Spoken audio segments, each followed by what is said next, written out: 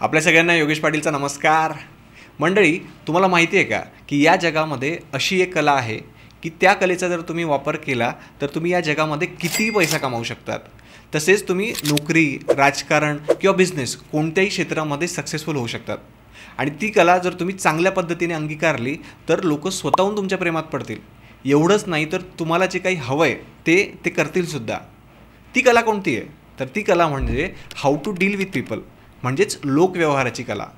आणि जर तुम्हाला ही कला शिकायची असेल तर मी तुम्हाला या जगातील सगळ्यात बेस्ट पुस्तक रेकमेंड करणार आहे. आणि ते पुस्तक म्हणजे डेल कार्नेगी यांनी लिहिलेलं how to win friends and influence people. या पुस्तकाला अजिबात हलक्यात घेऊ नका. आयुष्यामध्ये एकदा तरी हे पुस्तक नक्की वाचा.